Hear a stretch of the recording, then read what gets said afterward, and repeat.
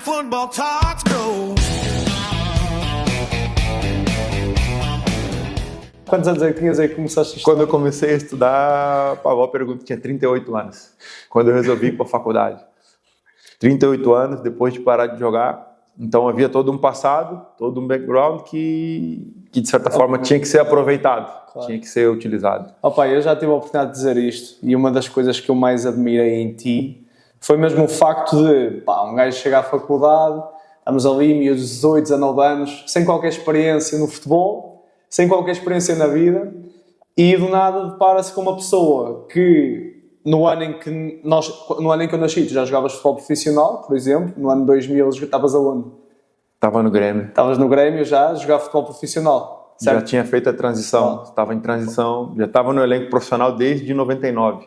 Sim. E oscilava entre subir e descer. Inclusive, tens filhos da minha idade e estavas ali na faculdade com uma humildade e com uma vontade de aprender as coisas. E muitas vezes nas nossas discussões que nós tínhamos, nas nossas reflexões, tinhas se calhar legitimidade para pensar, ok, eu se calhar não tenho nada a aprender com eles, não tenho nada a ouvir, não tenho nada a refletir, e poder estar numa posição que é legítima, se calhar um bocadinho não tão aberta, entendes? E foi uma das coisas que me cativou logo em ti, foi eu perceber que este gajo já vivenciou tanta coisa, já foi treinado por grandes treinadores Tite, Jorge Jesus, Scolari também. Não, mas eu era iniciado quando o Scolari estava no Grêmio. Exato. Mas eu via os treinos dele, Exatamente. Estavas ali onde tentavas aprender com toda a gente mesmo. E eu acho que revela muito também da pessoa que tu és. E o convite para tu estares aqui bem nesse sentido, porque eu te conheço, porque reconheço muita competência e porque valorizo muito a pessoa que és. Depois também naquilo que eu também já te falei, que é, se calhar as pessoas que nos vão estar a ouvir são treinadores, são crianças, atletas, jovens, são pais também, e eu acho que tu reúnes aqui estas três características, que és pai e tens sensibilidade para determinadas coisas que nós, por exemplo, que eu pessoalmente não tenho. Foste jogador profissional, jogaste Liga Europa, jogaste em grandes palcos e consegues também aportar muito valor às crianças e jovens, que se calhar ambicionam também chegar ao patamar onde tu chegaste. E depois também és treinador, por isso acho que estão aqui reunidas as condições para que a nossa conversa também consiga aportar muito valor a outras pessoas também. E falarmos aqui um bocadinho da tua história também, desde o início dos inícios, da cidade de Portão, não é? Verdade. até aos dias de hoje. Estás preparado? Vamos a isso. Ora bem, eu antes de começar, eu procurei no ChatGPT, eu perguntei ao ChatGPT quem é o Gabriel Arce. E tu disseste há pouco que achavas que ele não ia saber responder. Acho que não ia A verdade é que ele deu uma resposta que eu acho que há aqui muita informação que está correta, e vais-me dizer o que é que acrescentavas, o que é que retirarias.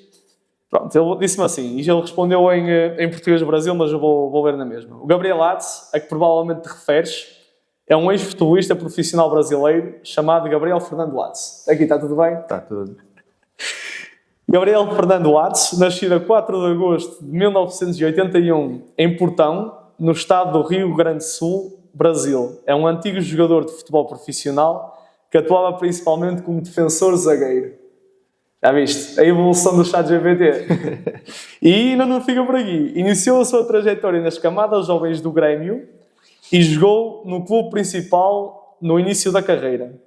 Depois jogou em clubes na Portugal, aqui está mal escrito, na Portugal, União de Leiria, na Rússia, Rubin Kazan, como é que se diz? Khimki.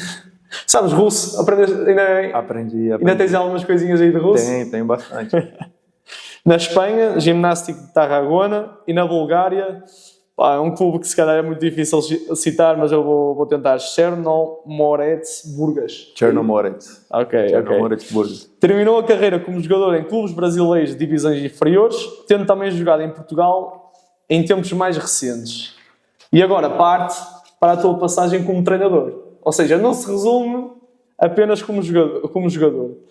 Depois de terminar a carreira de jogador, Gabriel Matos passou a trabalhar como treinador e analista de futebol. Segundo fontes recentes, ele tem funções de treinador adjunto e analista técnico, incluindo experiências em clubes e seleções como assistente técnico no Vietnã Sub-17. Estás surpreendido? É verdade. O que é que acrescentarias aqui? O que é que alguma coisa que tenha sido não esteja correta? Não, tá correto. Pá, se calhar esqueceu-se aqui da passagem do... Aí aqui diz que também jogaste em Portugal, os tempos mais recentes. Surpreendido? A inteligência artificial ela vai aprendendo, né? Ela vai buscando os dados, né? Vai buscando numa base de dados ampla, vai fazendo machine learning. Portanto, tá correto Ok, isso. ok. Agora, por tuas palavras, eu acho que se calhar consegues dar um significado um bocadinho mais profundo à pessoa que tu és, ou seja, às tuas raízes, a tudo. Quem é o Gabriel Atz? Só para as pessoas que não conhecem, mas eu acredito que há muitas pessoas, pelo menos o nome não é estranho, como ali ao Edgar. Cara, quem é? Quem foi e quem é, né? Hoje sou treinador de futebol, sou analista do Beira-Mar, né? Trabalho no Beira-Mar. Iniciei meu percurso no futebol na minha cidade, nasci em Portão, no Rio Grande do Sul, uma cidade da região metropolitana, mas que tinha muitas coisas de cidade pequena, de rural, como se fosse muito semelhante aqui em Portugal, como a cidade que nós estamos aqui, em Pasto de Brandão. Né? Com as proximidades do Porto, ou seja, o Porto seria para mim o que fosse Porto Alegre para minha cidade natal. Sim, ou seja, como vocês estando aqui, tem a referência do Porto. Opa, cresci miúdo, jogando bola desde sempre pelos amigos, né, no bairro. E depois... Muito futebol de rua que jogaste? Muito futebol, a brincadeira era estar na rua com os amigos a jogar. Quando nós estávamos na escola, estávamos a jogar no campinho perto de casa. São as primeiras memórias que tens do futebol, nessa altura? As primeiras memórias que tenho são essas, de jogar na escola e de jogar no campo ao lado da minha casa, digamos assim, onde, por incrível que pareça, era um campo onde era um local onde habitavam as vacas do pessoal. Era assim que nós jogávamos. Foi feito um campo, com a ajuda de algum dos pais. As balizas eram de madeira e as vacas andavam lá no meio, e ali naquele campo era que a malta jogava bola, e nós jogávamos ali. Ou seja, foi ali, para não falar entre outras coisas, né? Muitas das vezes até a questão da saúde ou dos machucados, das feridas. E o piso era com... O piso, como é que era? O piso era irregular, né? Era todo cheio de lombas e era o que tinha que ser, né? Era assim. Depois, muitas vezes, nos outros terrenos, um pouco melhor, mas de terra batida, como nossos antigos espaços que jogava formação de terrão, assim. E foi ali que fui crescendo, ali que fui desenvolvendo essa habilidade, sendo se calhar o mais novo de uma turma de amigos. Ou seja, na minha vizinhança não havia crianças da minha idade, eu era o mais jovem. E havia um gap entre os que eram mais velhos e os que eram mais novos. Ou seja, então a minha única hipótese de brincar era jogar com os mais velhos. Então eu joguei desde sempre com os mais velhos. A verdade é que se isso influenciou ou não, eu sempre, quando fui jogando, fui atuando nos escalões acima, né? Eu era iniciado, estava no juvenil, eu era juvenil, já estava jogando no júnior e subi precocemente também, com idade de júnior, já estava jogando no sênior. Isso, se calhar, teve alguma ligação, eu acredito que sim, ou seja, o fato de ter que defrontar já miúdos mais fortes, apesar de eu ser alto, mas não tinha maturidade, não tinha a força que os meus colegas de bairro tinham, e sempre tive que aprender essa questão da superação. Se calhar também foi por isso também que logo nas tuas primeiras passagens pelo Grêmio, salvo erro, tu foste logo capitão. Ou seja, mal chegaste ao Grêmio, assumiste logo como capitão, e se calhar essas experiências que tiveste na rua, de jogar constantemente com atletas mais velhos, de ter sempre constantemente essa adversidade, fez também com que ganhasses resiliência, capacidade de superar desafios, adversidades. Perfeito. Sentes que foi um bocadinho por aí também? Perfeito. Sinto que sim. Sinto que esses momentos ali vividos, ainda longe do desporto formal, ajudaram a moldar aquilo que eu fui me tornando, né? Depois, obviamente, meu início foi no futsal, né? Iniciei no futsal, que era a escolinha que tinha mais próximo da minha casa. Sim. Obviamente, lembrando que não não é como hoje, que a oferta de desporto não é como hoje, em que é possível os miúdos escolherem aonde querem ir, qual desporto, e depois que decidem o desporto, tem inúmeros clubes para praticar, não havia tanto essa oferta, e eu iniciei pelo futsal. Depois, através dos campeonatos regionais, um olheiro do Grêmio foi ver uma final regional em que eu joguei, a minha equipe até perdeu, e ao fim desse jogo, o olheiro veio ter comigo e disse: olha, pá, gostamos de si, gostaríamos que tu viesse fazer uma experiência no Grêmio. Isso eu tinha 14 anos. E eu, naquele era um domingo, nossa, fiquei todo feliz, fui para casa sonhar com aquilo e estava aguardando só a chamada para quando eu iria lá fazer o teste. E isso foi dezembro, deixa eu me falar, dezembro de 1994. Tinhas quantos anos? 14? Eu tinha 13 para 14 anos. 13 para 14. E nesse mesmo dezembro eu fui ao Grêmio, fiz um teste, fui aprovado e já inicio jogando uma competição tradicional no Brasil, que é o EFIPAM. É uma competição como se fosse um mundial de clubes do escalão. Tive a oportunidade de defender o Grêmio e de ser o capitão da equipa, né, nesse torneio. Ficamos com o terceiro colocado. Mas foi minha primeira experiência já assim, digamos, de sair do bairro, de estar jogar com os amigos e de repente estar jogando num grande clube, ser capitão e ter uma representatividade e responsabilidade. De repente tudo começou a mudar. Claro. Né? Ou seja, o futebol que era jogado na rua depois já é levado um bocadinho mais a sério. E eu se calhar ia para a questão da rua, porque eu olho para aquilo que tu vivenciaste e vejo ali muitas características e muitas coisas que vivenciaste que eu acho que são muito importantes para potenciar talento. Ou seja, a questão, por exemplo, uma coisa que tu escreveste na tua tese, que muitas vezes vocês estavam a jogar, e que já falaste, estavam a jogar e havia animais no caminho, ou seja, vocês tinham que se ajustar em função do adversário e também em função dos animais. Ou seja, e do contexto também, que era bem... E muitas vezes também falas lá que havia algumas fezes de animais. É isso. Ou seja, é super interessante essa parte.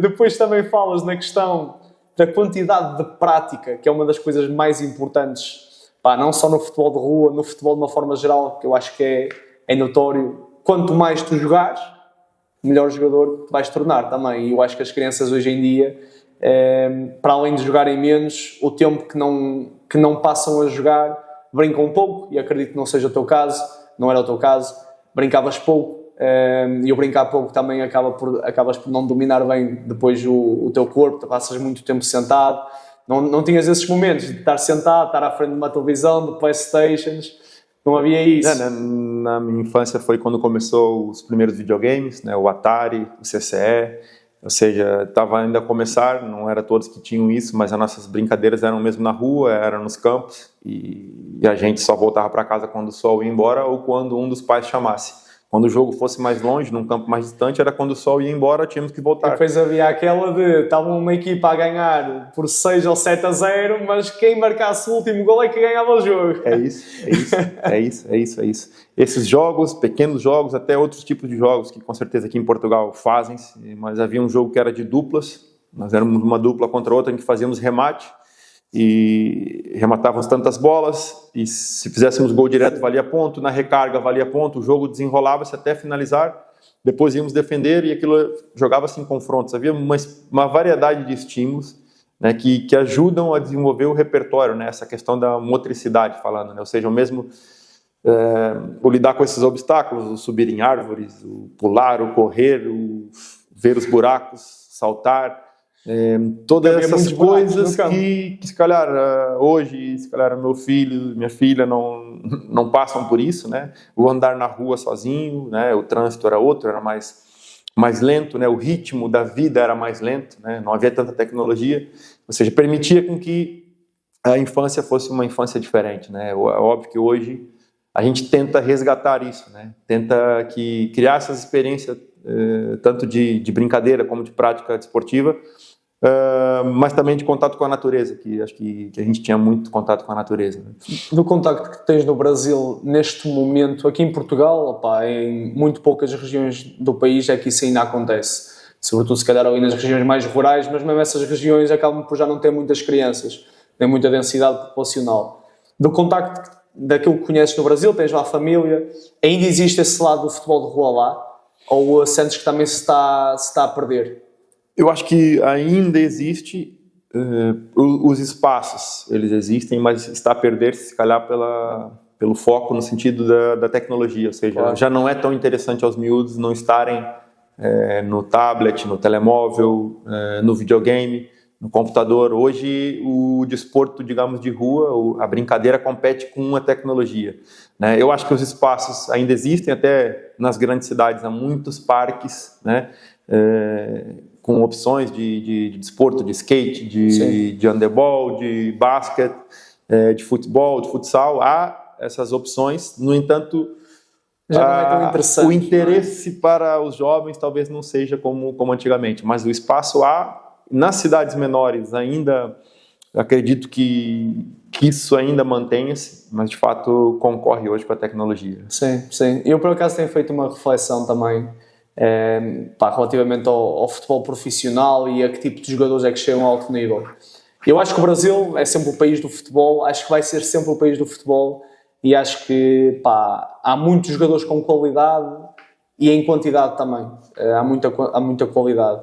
Só que depois nós temos vindo a assistir a um fenómeno de cada vez mais jogadores africanos, por exemplo, a chegarem à Europa e a se conseguirem afirmar, a terem aqueles traços de criatividade e irreverência que nós antes víamos nos jogadores brasileiros e que também continuamos a ver naturalmente, mas cada vez mais nesses jogadores africanos.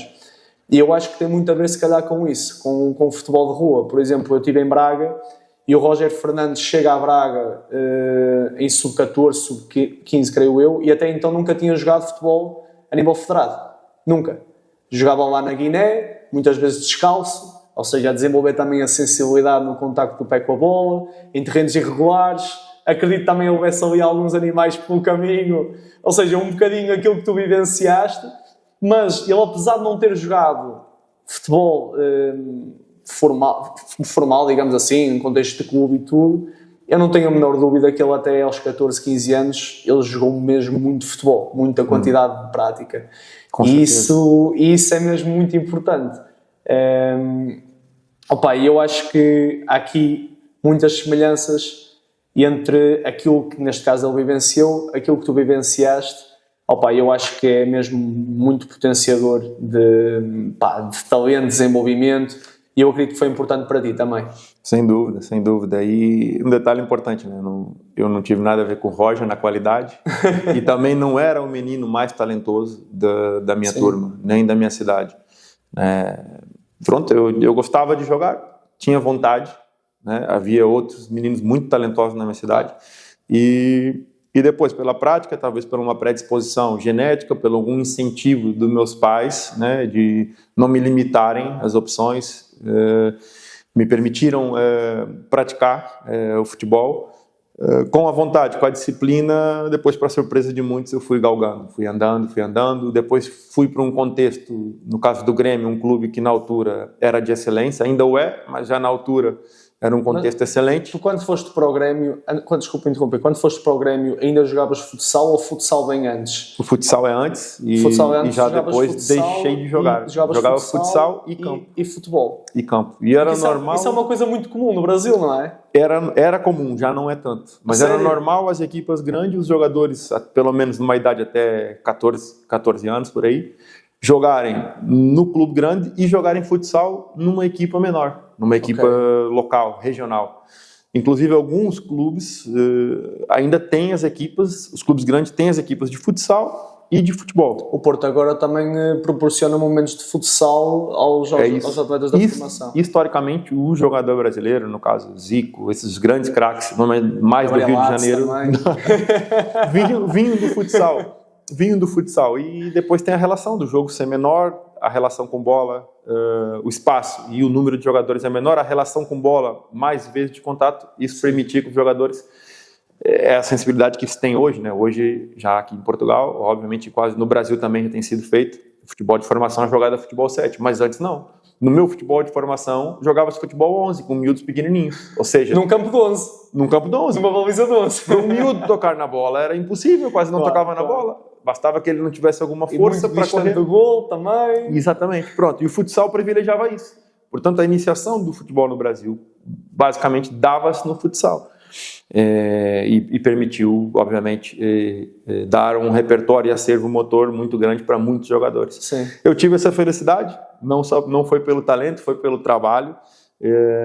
E quando encontrei as oportunidades, o contexto que me permitiu crescer, pronto, aproveitei ao máximo a oportunidade, via aquilo realmente como uma coisa que eu gostava, como o meu futuro, né? E entreguei, pronto, todas as minhas forças ali para realizar um sonho, né? Digamos, de todo menino, e tive a felicidade de o realizar. Entraste no Grêmio com 14 anos, depois tiveste o contrato profissional, o contrato profissional bem mais tarde, foste para casa, foste viver para o clube, debaixo das bancadas do estádio. Como é que foi esse momento? Pá, porque se calhar vão nos assistir também muitos atletas que se calhar também estão longe de casa, que também têm saudades da família, porque depois ter este equilíbrio, quando tu és uma criança ainda, ter este equilíbrio de estar longe da família e ao mesmo tempo teres de focar ali no teu sonho, difícil, não é?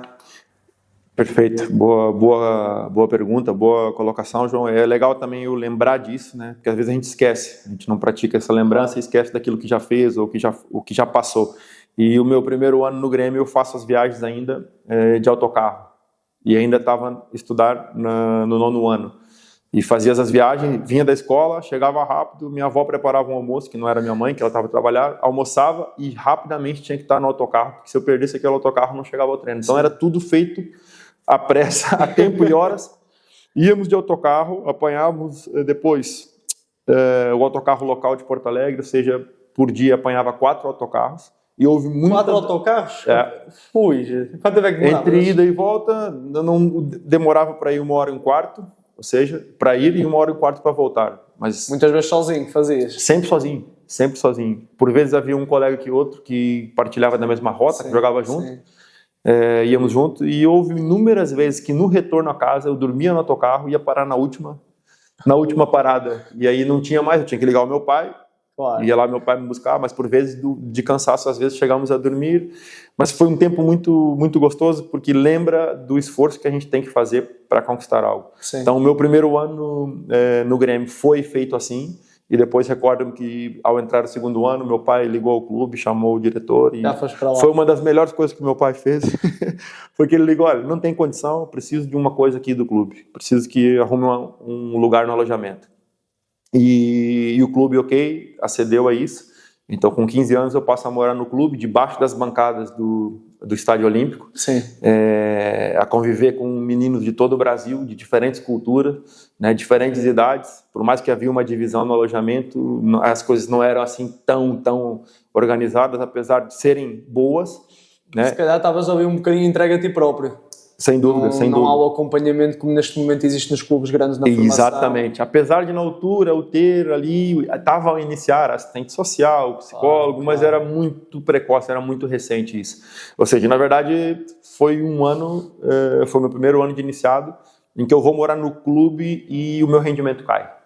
Justamente por isso, por estar no outro ambiente, estar a enfrentar algo diferente, estar a enfrentar um contexto, pessoas, competitividade maior, porque a cada semana chegava um autocarro de miúdos a fazer teste no Grêmio. E mesmo vinha do Brasil todo, miúdos a fazer teste todas as segunda-feira. Vocês estavam sempre a ser colocados em prova, sempre. Sempre. E é isso que eu brinco às vezes aqui, e inclusive já falei aos meus jogadores, que muitas das vezes nós estamos acomodados, né? Ou seja, sabemos que vamos iniciar a época num sítio e vamos terminar, e que não vai ter concorrência, e nós, e vocês, e em todo clube grande aqui também sabemos que não podemos vacilar, que tem muita concorrência, miúdos muito bons, jogadores que estão a querer um lugar, então isso levava a fasquia, né? É um funil, como se diz, né? É um funil muito grande, de um jogador de formação até chegar ao sênior, né? Até se profissionalizar. E a verdade é que eu vou morar no Grêmio. O primeiro ano correu difícil por causa dessa questão toda, ou seja, a distância da família, apesar de que muitas das vezes, após os jogos, eu conseguia visitar meus pais. Sim. Meus pais vinham... que outros colegas teus não tinham. Exatamente. O que meus colegas que, por exemplo, vinham da Bahia, vinham do Nordeste, não podiam. Viam os pais somente no Natal. E às vezes nem o viam. Então, ou seja, ali também comecei a reparar as diferentes dificuldades. Se a minha era uma, e era um bocado difícil já. Mas quando eu olhava para o meu colega, que só ia ver o pai dele uma vez ao ano, eu começava a entender que também existia outro tipo de dificuldade que era muito maior que a minha. E essa convivência de alojamento me deu e nos dá uma bagagem muito grande de vida, né? De perceber diferentes perspectivas, pessoas com boas condições, pessoas sem condições a nível de financeiros e que tendo que buscar superar para vencer na vida. Talvez o futebol ali seria a única hipótese de superar, né? Ver às vezes sonhos que vão se acabando, que vão terminando, né? Então isso... Como estavas a dizer, o funil vai apertando e tu vais, à medida que os anos vão passando, sobretudo nestes clubes, há uns que vão saindo, outros que vão entrando. Perfeito. E tu continuas ali, opa, será que vai ser o meu ano, será que não vai ser? Lidar com esta pressão e que muitas vezes, e eu já estive em contextos em que infelizmente isso acontecia, é vivenciado muitas vezes por crianças ainda, por crianças de 9, 10 anos que saem dos clubes, que perdem os laços sociais, perdem os amigos, porque não é só o deixar de jogar naquele clube ou naquele, é o perder os amigos, é perder o hábito, a rotina que tinham, isso é muito duro. Para lidar com essa pressão, acredito que não tenha sido muito fácil. Exatamente, foi muito difícil, né? Eu acho que também me preparou. Claro. para estar aqui hoje, me preparou por tudo aquilo que vinha depois. E se calhar foram importantes essas dificuldades que tu passaste para chegares onde chegaste. Mas de fato, esse primeiro ano a viver longe de casa foi um ano que o meu rendimento caiu. Eu era capitão da equipa, era titular e capitão da equipa e perdi a titularidade, deixei de ser capitão. Depois as influências das amizades, em que por algum momento, se calhar, não escolhemos os melhores amigos, e aquele ano, para mim, o rendimento foi ruim a ponto de eu ter sido colocado na lista de dispensa. E terminar a época, com dúvidas, né? Então eu fui de férias e recebi o aviso para me reapresentar. Quando eu me reapresento, estava um novo treinador, e ele já me conhecia, e quando ele olhou a lista, ele falou: olha, eu vi que teu nome estava na lista de dispensa, mas eu já te conheço e eu decidi que tu ficas cá, eu quero te ver. Ou seja, e aí eu, no juvenil, no primeiro ano de juvenil, eu inicio a época quase dispensado, começo a trabalhar forte e ali começa uma virada na minha vida. Ou seja, a partir dali, sendo o primeiro ano, que era difícil de jogar na altura, não havia divisões de anos, era o escalão todo, jogava uma competição só, não é como agora, já temos aqui o primeiro ano, o segundo ano, joga a equipa B, ou jogam em sub-16, sub-17, sub-17 tudo junto. E jogavam melhor. E a verdade é que ali eu começo a trabalhar forte, começo a ganhar, também dei um salto maturacional, essa é a verdade. No ano de iniciado, foi um ano que, se calhar, a minha maturação física e até emocional, falando, não estava preparada. E senti essa diferença por jogar com jogadores que já tinham dado esse salto maturacional, até alguns acatenado, como se fala aqui, catenado, é isso? Sim. No Brasil a gente fala gato. Alguns jogadores que tinham idade adulterada, que estavam em busca do sonho, estavam lá e que se calhar estavam tomando frente. E não estavam a jogar com as mesmas cartas. Não estavam a jogar com as mesmas cartas, literalmente.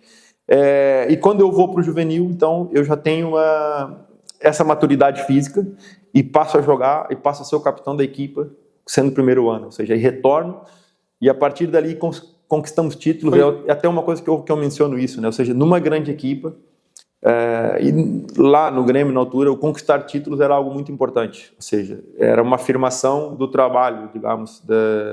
Eu sei que isso não é a visão talvez mais correta no questão de formação, porque a gente sabe que formando jogadores até podemos não formar uma geração campeã, mas revelar muitos jogadores para a primeira equipa.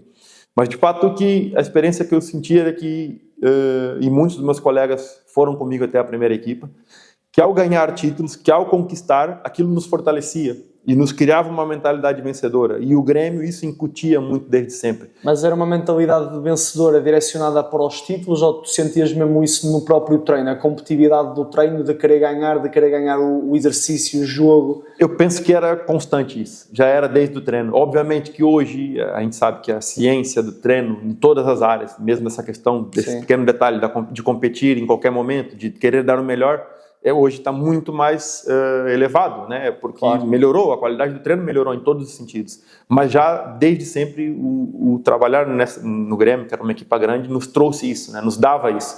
Então, Sentias que era positivo? para... Eu senti positivo. Eu senti que, no meu caso, a mim puxou-me para cima, né? E me fez me dar um norte. É para aqui que tem que ir. Claro. Se tu queres chegar no teu caminho, repara, aqueles que estão ali, a gente observava essa relação também que eu menciono, que era essa proximidade com os jogadores do escalão acima e do sênior, inclusive. Ou seja, ao morar no clube... Há uma coisa que eu também quero tocar mais à frente, mas... Ao morar no clube, eu tinha contato com todos os jogadores do clube, porque centralizava tudo num espaço só, Sim. ou seja, no próprio estádio olímpico e no anexo, apesar de termos um centro de estágios que ainda existe hoje, que é mais afastado. Nós assistíamos o treino de todos os escalões, e eu, muitas das vezes, assistia o treino da equipa sênior, inclusive do Felipão, porque era a minha casa, eu estava a morar no estádio. Exatamente. Perdão. Eu estava a morar no estádio, então eu subia a bancada e estava a ver o treino. Estava na minha casa e assistia todos os treinos da equipa que foi campeã da Libertadores. Estás constantemente a contactar com essa realidade onde tu queres estar. Ou seja, estás constantemente ali a alimentar o sonho, a alimentar o sonho. E, inclusive, eu menciono isso até no relatório de estágio, na minha tese, é que nós, na altura, jogávamos as preliminares. Ou seja, se o sênior jogava às 17 horas, nós, às 14h30, estávamos a jogar no mesmo estágio do sênior, no mesmo relvado, a jogar antes deles. E havia um incentivo para as pessoas chegarem mais cedo também? Para poder assistir, exatamente. Eu menciono até que no Iniciados, nós jogamos a final do Campeonato Gaúcho com 60 mil pessoas. Em iniciados. Por quê? Porque o jogo a seguir de fundo era a final do Campeonato Brasileiro, Grêmio Portuguesa. Ou seja, então eu, com 14, 15 anos, estava jogando no estádio com 60 mil pessoas.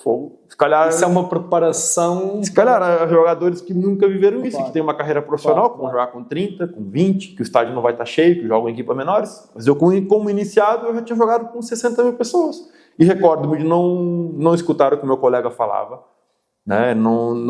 Foi a primeira experiência de não conseguir perceber... Mas depois chegas a um patamar mais elevado e isso já não é novidade para ti. Por isso, porque o nosso background já nos dá essa riqueza de experiências, nos faz sentir já à vontade perante este cenário, né? E isso acho que foi uma das coisas assim rica, não só minha, mas de todos os jogadores que viveram isso, né, na sua formação, né? Então eu estava falando sobre isso, também falei sobre os títulos, essa questão dos títulos nos dava era diferente a forma com que o clube nos olhava. Ou seja, tanto é que eu, depois de ser campeão brasileiro juvenil, nesse ano, quando eu regresso, eu assino o primeiro contrato profissional, ou seja, logo mudou. Então, quando a gente regressa de uma competição, era campeão, no caso a gente tinha sido campeão brasileiro, assina o contrato, vamos dar entrevista, vamos estar mais próximos do que é a realidade. Sim. Ou seja, tudo muda. Então a gente começa a entender isso. A partir daí podem nascer oportunidades de convocatória para a seleção. Então a gente, além de ver o nosso caminho, vê o dos que estão mais à frente. Nomeadamente, eu segui alguns zagueiros que, nomeadamente o Éder, que jogou aqui no Leiria e no Boa Vista, um do Central, que era 4 anos mais velho que eu, fez o mesmo percurso que eu, veio para a Leiria, e eu venho à Leiria muito porque o Leiria vende o Éder ao Boa Vista e decide, não, eu vou buscar um outro Central semelhante ao Éder e de preferência no clube dele. Pronto, e assim foi que eu venho para a Leiria. Ou seja, e por curiosidade, eu acompanhava o percurso do Éder desde sempre, que era capitão, que era central, que era esquerdino, e eu acabei acompanhando a carreira deles. Então, essa riqueza de aprendizagem, não só de si próprio no que toca ao treino, mas da observação dos colegas, das equipas mais velhas, do próprio sênior, acho que é uma riqueza nessa grande. Altura, e eu quero tocar neste tópico porque eu acho que, pronto, é um nome muito, muito conhecido, mesmo para jovens que nos possam assistir, crianças, têm contacto com esse jogador. Acho que é aquele jogador que é intemporal. Tem contacto através de vídeos no YouTube, através, atualmente do próprio TikTok também, contactam diariamente, acabam por ver muitos lances dele. Tu jogaste com o Ronaldinho Gaúcho, correto? Em que idade é que se cruzaram? Durante 3 anos? Tive a oportunidade de jogar com ele desde o juvenil, o primeiro ano de juvenil, até o sênior.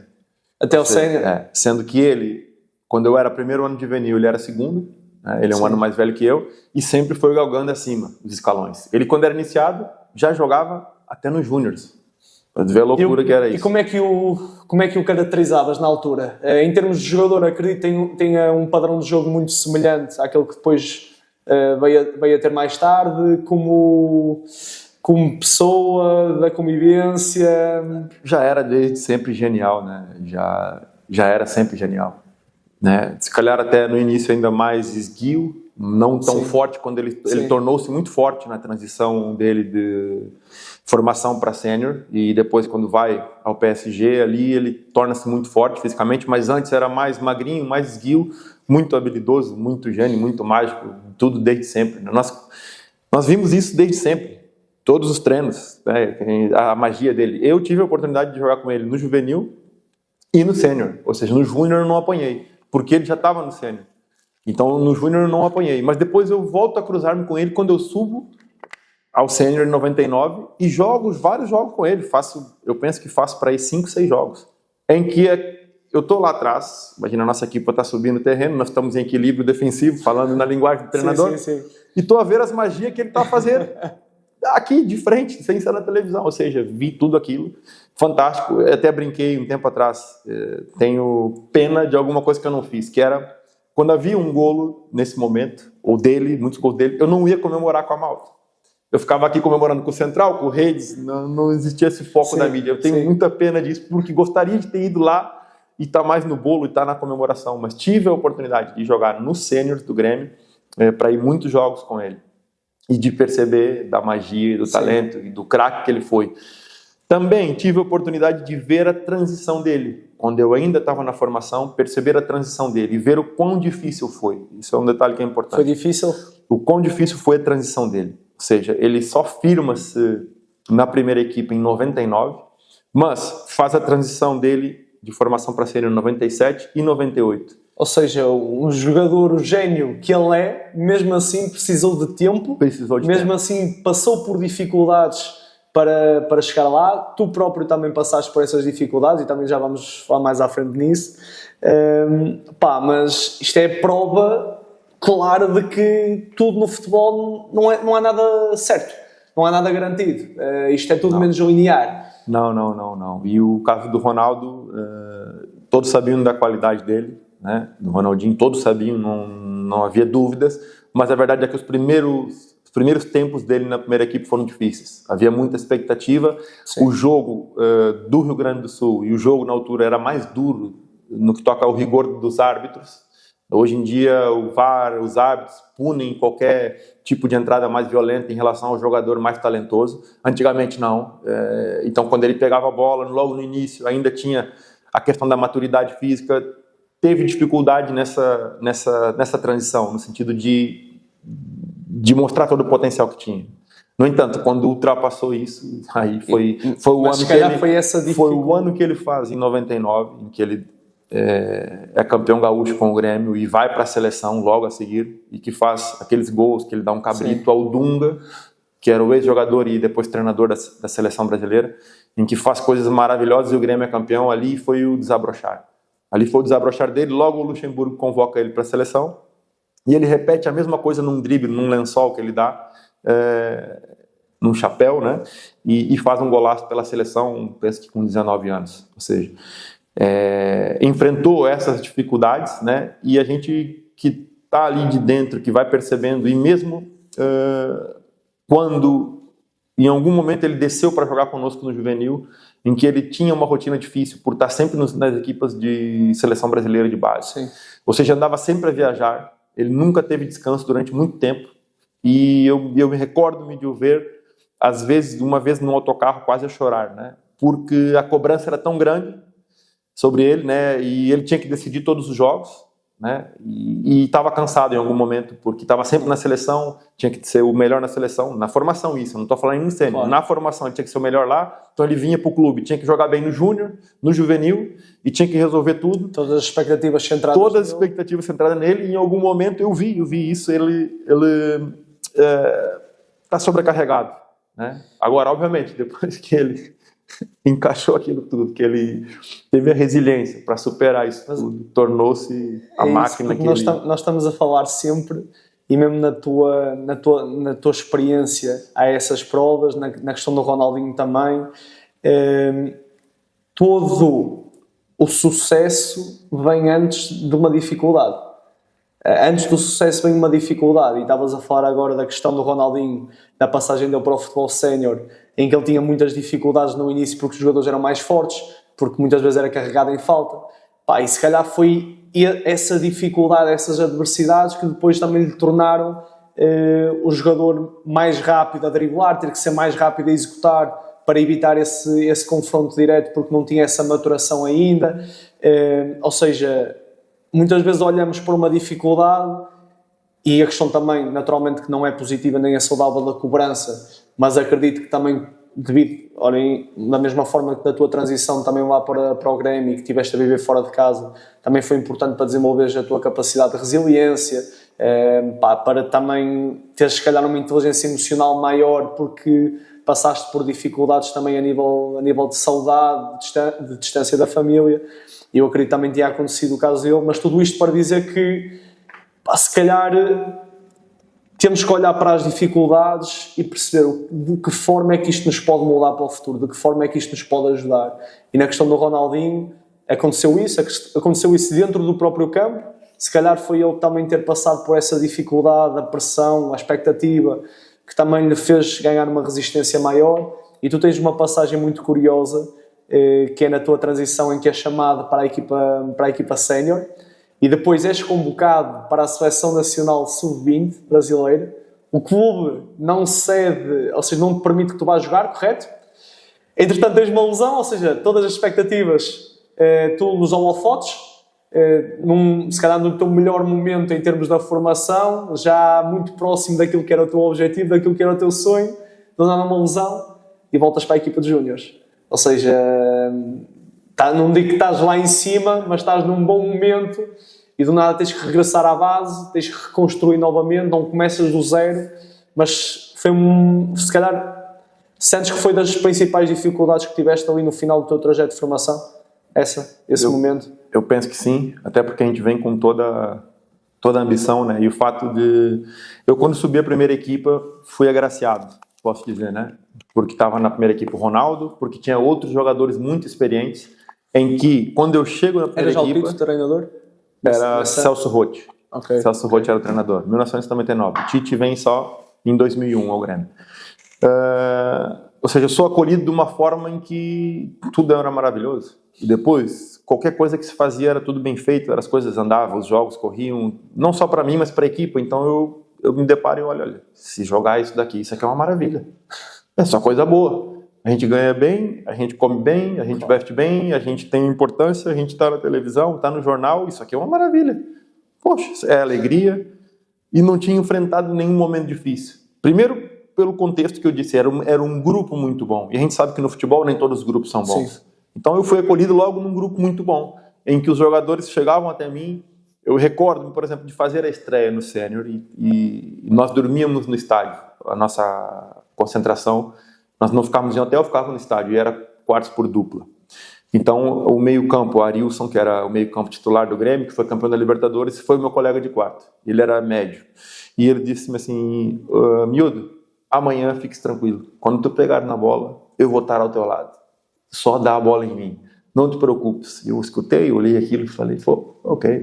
Outro dia eu estava em campo e a verdade é que era isso. Era que quando eu tinha bola, o gajo estava sempre a dar solução, querer bola, a dar linhas de passe, como a gente diz, né? Às vezes a gente costuma dizer, eu até falo isso, para quem dá solução a quem tem bola, não é quem tem a bola, é quem solicita, então é necessário ter solicitação, e muitas das vezes se a gente não dá a bola naquele colega, ele até fica bravo, ou seja, e na verdade eu vivi isso, solidariedade em campo, tanto com... A solidariedade às vezes nesses momentos, às vezes tanto com como sem bola, isso existia. No entanto, quando eu enfrento as dificuldades, aí eu começo a conhecer o outro lado.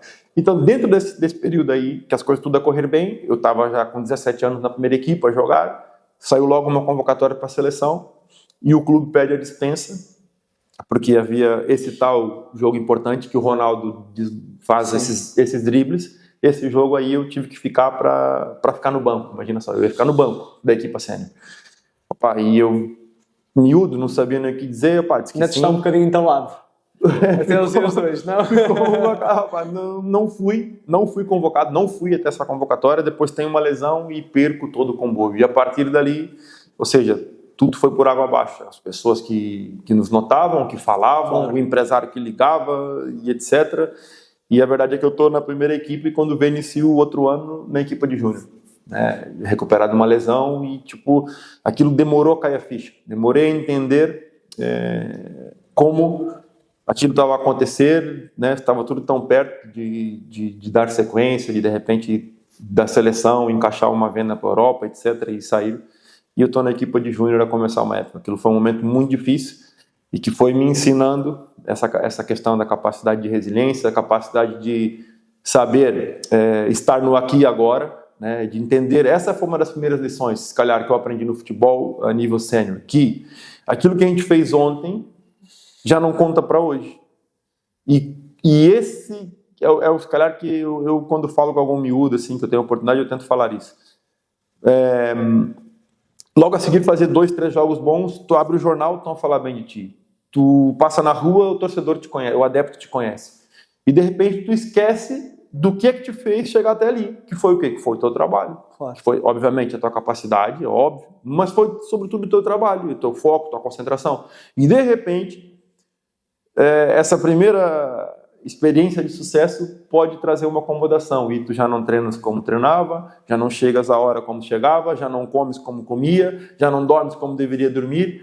Ou seja, todo aquilo preparo que te levou a ter um êxito, tu esqueces e de repente esse êxito passa a não ser consistente e passa a ser só um momento, né? E essa foi uma das primeiras lições que eu tive, ou seja, que é uma coisa muito vivenciada por muitos jovens, se calhar.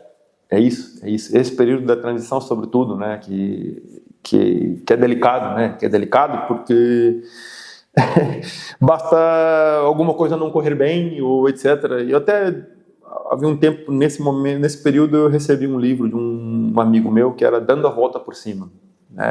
Foi logo depois desse período, em que esse livro do John Maxwell, um escritor americano, ele fala muito sobre isso, sobre que as pessoas que vencem, elas não são as mais capacitadas, e mostra inúmeros casos nisso, não só no desporto como fora dele, mas são as pessoas que reagem rápido a uma derrota ou a um erro, e o livro dele baseia-se nisso, ou seja, o reagir rápido a uns eventos traumáticos da vida. Sejam erros, sejam circunstâncias que... Ou seja, o foco naquilo que tu controlas. Porque muitas vezes a derrota é uma coisa inerente ao próprio jogo. Exato. Agora, o que é que tu controlas? É a tua reação após a derrota. Exato. A forma como tu reages à dificuldade, ao problema. Exato. E essas experiências aí que a gente está falando, ou seja, já vou ligar com uma questão também que aconteceu, ou seja, o enfrentar a primeira lesão, a primeira frustração.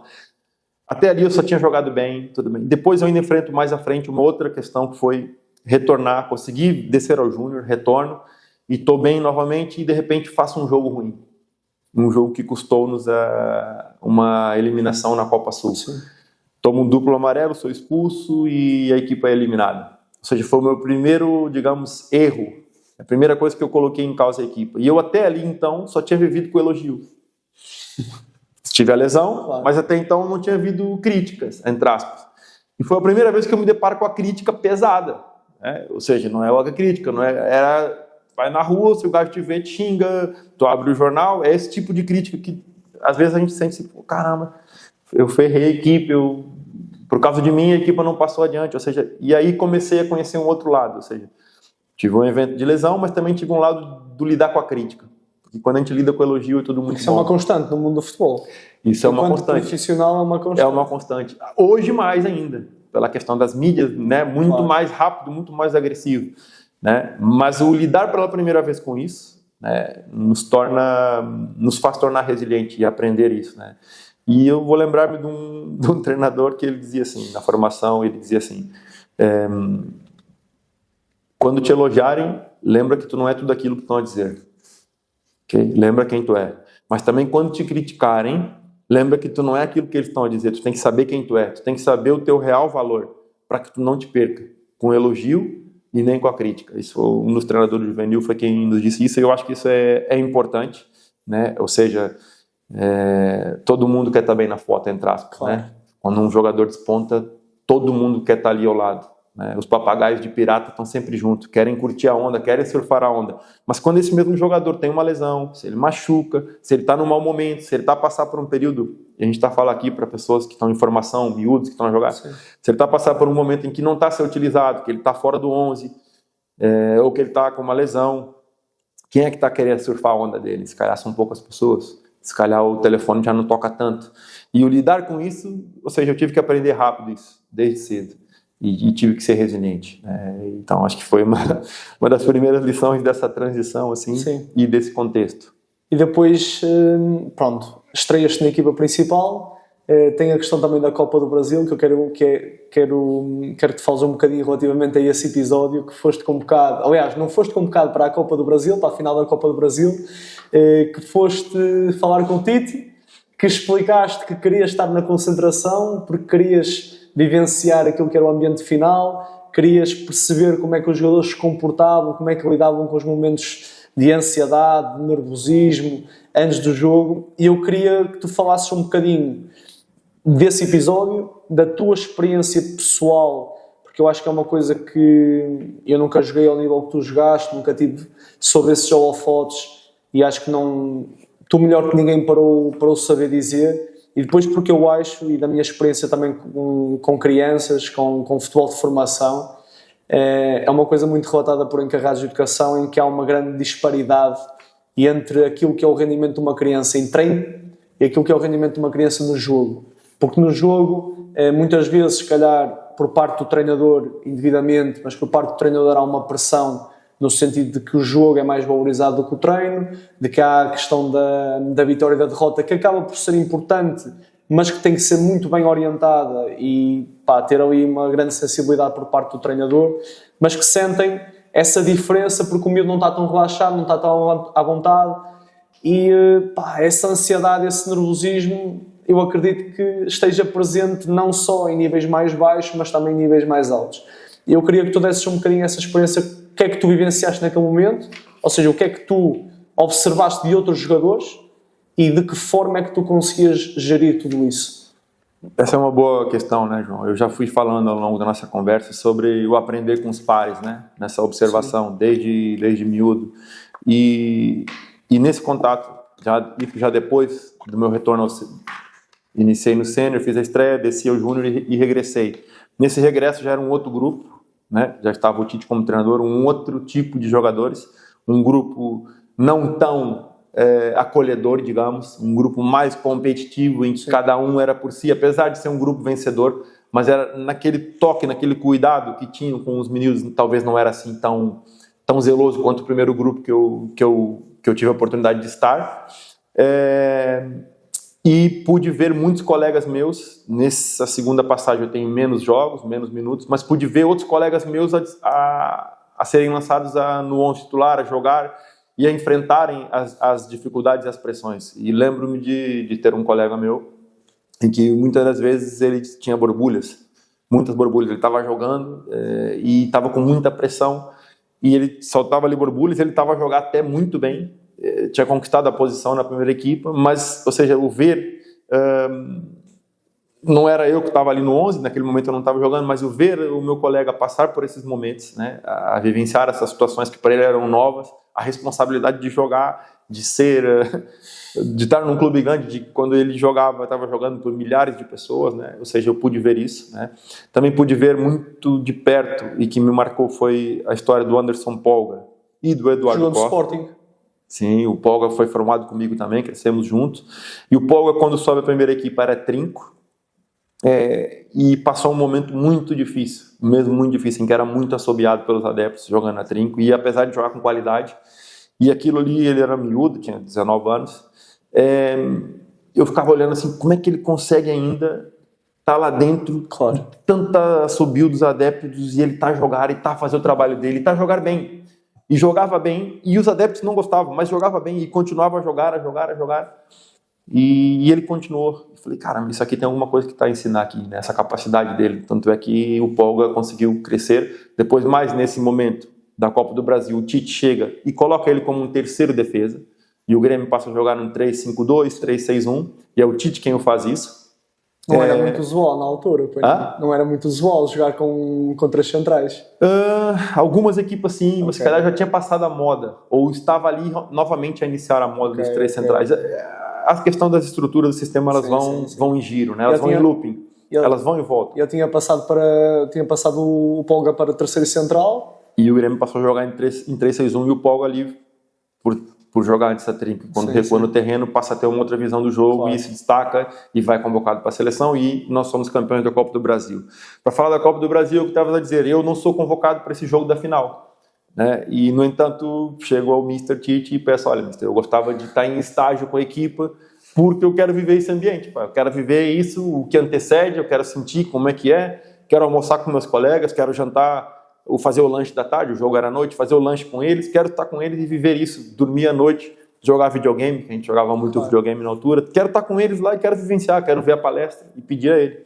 E ele prontamente acolheu, e eu fui de estágio com a equipa, não estou no banco, não estou no 11, não joguei, mas estou lá com a equipa e pude sentir de perto e viver aquela emoção, né? No caso que foi conquistar a Copa do Brasil de 2001. Tive poucos minutos, eu tenho, se calhar, na Copa do Brasil uma participação, um jogo, sou campeão por um jogo, mas estou no elenco que foi campeão. E muito mais do que só estar no elenco que foi campeão, foi essas questões, essa experiência, o conviver com jogadores de grande qualidade, né? Ou seja, eu com 20 anos, estava ali jogadores, nomeadamente o Zinho, que era o nosso capitão, havia sido campeão, tetracampeão mundial em 94 pelo Brasil. Ou seja, eu estava a jogar com um Zinho que tinha sido uma referência lá. Ou seja, esse tipo de jogadores, entre outros, o Marcelinho Paraíba, o Tinga. E esses jogadores sentiam-se ansiosos, sentiam-se nervosos antes dos jogos? Tinham alguma rotina? Eu sei que, por exemplo, o povo no Brasil é muito crente na religião também, tem muitos rituais também antes de entrar em campo. Sentias que esse lado dessa ligação à religião os ajudava a tranquilizar? Não consigo dizer se somente esse lado, eu acho que há uma ligação sim, com o aspecto religioso e com a questão cultural e até familiar, né? Até vivenciaste isso no Vietnã também? Exatamente.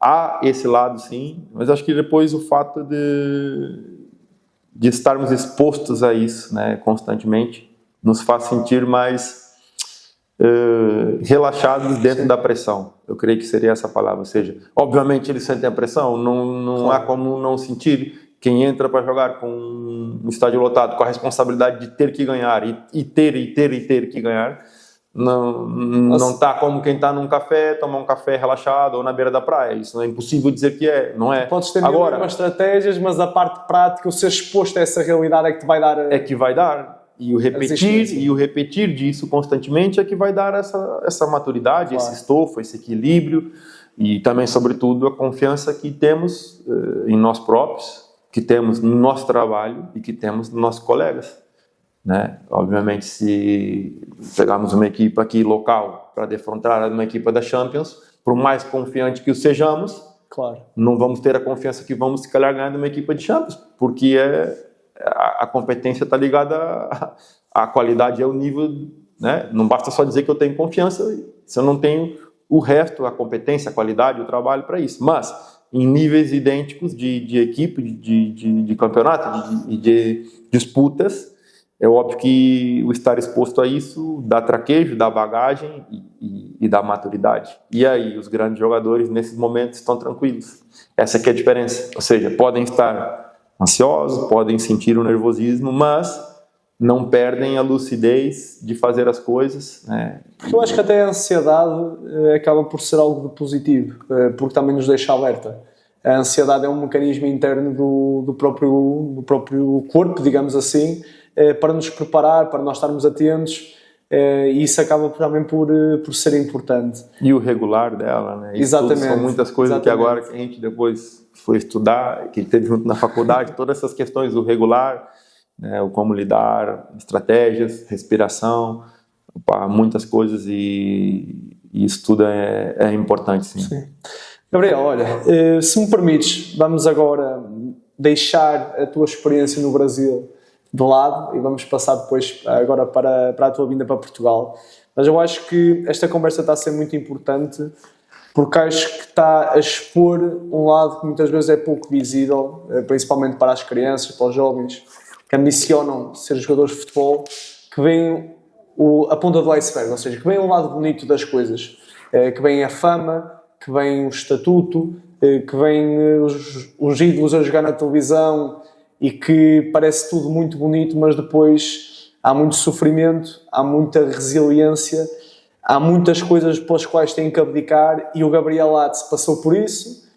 O Ronaldinho Gaúcho alcançou um patamar muito diferente, e tu concordas com isso também, passou por isso também, ou seja, toda a gente está sujeita a esses momentos de dificuldade, e depois acho que também é importante de fazer com que eles entendam que esses momentos de dificuldade se calhar são mesmo aquilo que eles necessitam depois para alcançar outros patamares, ou seja, sem esses momentos de dificuldade seria muito complicado depois se conseguirem desenvolver, conseguirem crescer, e o tentar dar visibilidade a este lado, que muitas vezes é pouco falado, e dar o entendimento de que as coisas, que é necessário esse lado também surgir.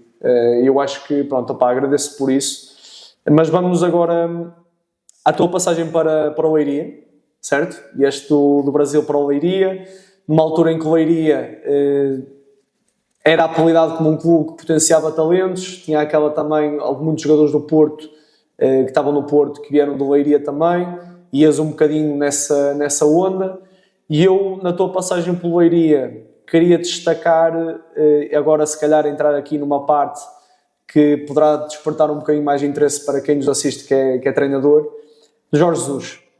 Ou seja, disseste que foi o treinador que mais te marcou ao longo da tua carreira, se calhar foi com ele que também vivenciaste o teu melhor momento, enquanto jogador, que depois culminou na tua ida para o Rubin Kazan, na Rússia. Pá, que coisas é que te lembras dele? Se puderes falar também daquele episódio que há pouco estávamos a comentar, a questão dos filhos, da proximidade na relação família-trabalho. O que é que te lembras desse ano? Bom, de Leiria tenho muitas boas memórias. Esse ano foi minha última época em Leiria, era o meu 4º ano. A verdade é que o Mr. Jorge Jesus chega à 5ª jornada, vem substituir o Mr. José Gomes, e a nossa equipe andava ali perto da zona de rebaixamento, e os objetivos sempre eram claros, que era de estar a brigar pela Europa, né, desde sempre. E o Jesus chega na 5ª jornada, né? Eu não conhecia do Jesus, sabia, olhamos o histórico dele na altura, Estrela da Amadora, Setúbal, tinha passagens pelo Moreirense, Guimarães, se não me engano, mas não tinha permanecido de um ano para outro. Então ele chega em Leiria, penso eu que talvez para uma das últimas oportunidades, digamos assim, no sentido de um clube apostar nele na Primeira Liga, porque ele já tinha sido aposta no Moreirense e no Guimarães, e o clube não tinha decidido ficar com ele. Se calhar até os próprios treinadores passam por esses momentos. Então ele vem a Leiria, e a verdade é que, diferentemente do que até se ouve, a gente encontra um Jorge Jesus muito humilde em Leiria, que se conecta com a equipa logo, em que conhecia os jogadores, que conhecia muito bem do campeonato, e que nos trouxe ali uma mais-valia enorme. Ou seja, pegou uma equipa que estava desacreditada, que estava carente, e pôs-nos a jogar um grande futebol. Nós fizemos uma recuperação gigante nesse ano, e vamos terminar a época, salvo erro, em 7º colocado. Ou seja, para quem estava a cair, e a verdade é que a 7º, mas a poucos pontos dos lugares da Europa. Sim. Se o campeonato continuasse mais 2, 3 jornadas, acredito que alcançaríamos o topo das equipas.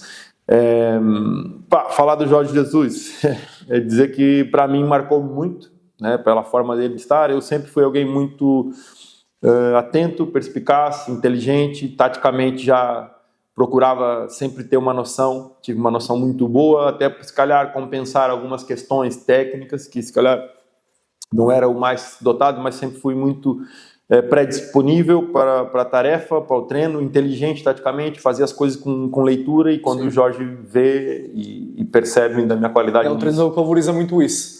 E ele valoriza muito isso, essa questão dos posicionamentos, da linha defensiva, do rigor, das coberturas, pronto, e eu caio nas graças dele. É verdade que faço 30 jogos, né, e faço a minha melhor época de sempre, e culmino com a venda para o Rubin Kazan.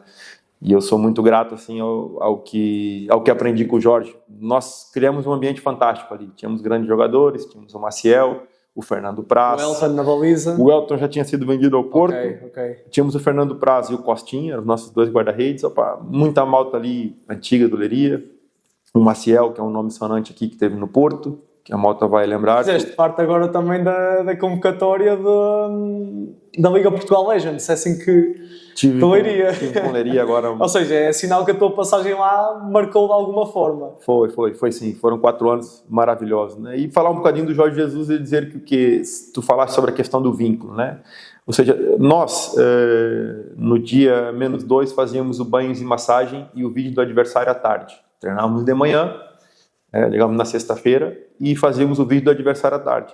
E nesse dia da tarde do banhos e massagem, os jogadores que tinham filhos levavam seus filhos. No meu caso era eu, o Arisson, o Maciel, o João Paulo, e nós levávamos os filhos. Estavam lá conosco, assistiam a palestra do adversário. E a verdade é que o Jorge Jesus nunca se opôs a isso, e tinha um zelo, tinha um trato, tinha um carinho, né, conosco, e tínhamos um ambiente muito bom e familiar. Quando eu falo sobre isso, as pessoas às vezes até assim, pô, mas isso aconteceu? Não, isso aconteceu. E nós tínhamos essa rotina, né? Eu tive vários momentos legais com o Mister, né? Há 2 momentos que me marcam também com o Mister, que é o fato de que, a dada altura, eu não fazia gol de bola parada ofensiva, né? E estamos já perto do final do campeonato e vamos treinar bola parada ofensiva, e o Mister vem ter comigo no meio da malta e a brincar e diz: ô Gabi, vai fazer o que pra área, pá? Não fazes um gol. E eu digo, pá, a malta gozar, a rir, ele diz assim: opa, se for para não fazer gol, olha, eu ponho lá um pequenito lá, que pelo menos salta e atrapalha, assim tu ficas lá atrás. E eu digo: ó, tens razão, Mister, tens razão, não estou a fazer golo, mas olha, tem uma ideia aqui, eu vou lhe propor uma jogada estudada para nós fazermos. E ele diz: tens uma jogada estudada. E a verdade é que fizemos uma jogada estudada de um livro que eu lhe disse. E deu gol. Fizemos uma jogada estudada. O livro era muito simples. Já como eu não estava a ter ações de sucesso, sim. As marcações eram todas individuais. Eu ficava ao segundo poste, junto com muita malta, chamando a atenção. E a partir disso, arrastávamos todo o bloco deles para o primeiro poste. Sim. E o homem da recarga fazia um movimento contrário. Algo que se faz muito isso. Eu sugeri isso a ele, que era uma jogada que fazíamos no Juvenil do Grêmio. E o homem da recarga era o Maciel, pequenito. E fizemos isso um dia antes do jogo contra a Naval em casa. E ele escutou e fez a jogada. No outro dia, estamos a empatar 1-1 com a Naval, a jogar em casa, livre. Fazemos a jogada, Maciel a correr por trás, atraímos a marcação e gol do Maciel, 2-1, vencemos o jogo. Portanto, essa é uma das experiências que eu tenho com o Mister Jesus, ou seja, de ele ao gozar, ao brincar comigo, que eu não fazia golos, eu brinquei com ele, então eu tenho uma jogada estudada. E ele aceitou a jogada, né, e nós fizemos o gol da vitória, 2-1, o gol do Maciel. Isso está nos registros, é só procurar isso. Vamos ver. Leiria Naval, época 2005, 2006, o jogo no estádio de Leiria, o Maciel faz o golo. Na semana seguinte... O gol na verdade é teu. O gol na verdade é teu. Na semana seguinte, a verdade é que o Mister chega para mim, e esse é um episódio marcante. A partir de agora, temos ainda pouco tempo ao final da época, e sempre que houver tempo, tu vais trabalhar o cabeceio ofensivo. Chamou-me e perguntou-me se eu estava de acordo. Eu falei sim, então pronto. No final de treino, tu vai trabalhar o cabeceio ofensivo, e quando houver aqueles treinos em que está 10 contra 7, etc., em que eu for tirar alguém, tu vai sair, e nós usar 3/4 de campo, tu vai sair e vai trabalhar na baliza. Ou seja, fazes um treino individual. A necessidade de haver um treino individual com o Mr. Raul José. Ele determinou o Mr. Raul José, então era muito simples. O Mr. Raul José vinha ter comigo, com um guarda-redes e com outro adjunto, jogavam bola com a mão. Sim. Inicialmente, do lado dos postes, sem salto, só atacar a bola, observar e fazer o gesto, com um entendimento de onde quero colocar a bola. Vindo de trás, vindo de lado, depois vindo nessas direções com salto, e terminava com cruzamentos, ou seja, batidas na bola. Há uma progressão para ficar uma situação mais real de jogo. E pronto, já vi diferentes direções, ajustos o corpo de diferentes formas. Também. E a verdade é que comecei a fazer isso constantemente. Nessa época, acabou a época, não cheguei a fazer gol, mas já cabecei bolas com perigo. E a época seguinte, quando eu vou para a Rússia, eu faço 4, 5 gols. Todos de cabeça. Ou seja, e eu senti que aquilo deu-me uma destreza, um desenvolvimento, e me ajudou na minha carreira. Porque desde sempre o central cabeceava a bola como? Para tirar a bola. Então o meu gesto técnico era Eu sempre fui muito forte no jogo aéreo defensivo. No jogo aéreo. E a técnica de cabeceamento defensivo é diferente da técnica de cabeceamento defensivo. É diferente do ofensivo, é óbvio. Completamente. Então, inúmeras vezes, às vezes eu ia cabecear, mas aquilo já estava no chip do meu corpo, uma bola saía para o alto. Mas depois de estar a treinar aquilo, e referências, e baliza, e tentar direcionar, e depois até a prática do futebol, é uma coisa que é interessante. Sim. O futebol é aquele mesmo do Zucas, da areia, aquele ali, é fenômeno para a parte técnica e para o gesto do cabeceio. Sem dúvida. Então, essas são as duas experiências marcantes assim, que eu poderia falar do Mister. Né? Para além de eu ter toda a confiança com ele ter muita confiança em mim, houve esse episódio da sugestão da bola parada e o episódio em que ele delimita um tempo para eu treinar individualmente e que fez diferença na minha vida. Eu, quando posso, faço isso com meus jogadores, né? E acredito nisso. Né? Acredito nisso. Eu treinava sempre isso antes, mas era sempre com um foco defensivo.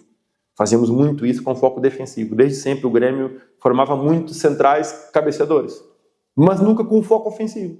Claro. E o fato de trocar o estímulo para ser uma questão ofensiva fez porque depois, diferença. Vamos imaginar, um central tem contacto com esse tipo de situações a nível de cabeceamento ofensivo poucas vezes em jogo, ou seja, em situações de canto, e daí se calhar haver a necessidade de ter um trabalho mais individualizado, um treino de desenvolvimento individual, no sentido de te dar repetição, de te dar experiências também para que tu depois possas desenvolver isso. E muitas vezes olhamos aqui, pronto, o Prime Football Center acaba por se focar muito nessa parte individual, mas depois nosso público-alvo são jogadores de formação, mas também há necessidade de ir relembrando, ir trabalhando certos comportamentos, mesmo em idades mais avançadas, mesmo enquanto jogadores profissionais. O que isso me ensinou, né, irmão? Que nunca é tarde para aprender, né? Que nunca é tarde para se trabalhar. Às vezes a gente tem aquela coisa, o jogador já está formado, não adianta. Não adianta. Claro. Ele precisa ser estimulado.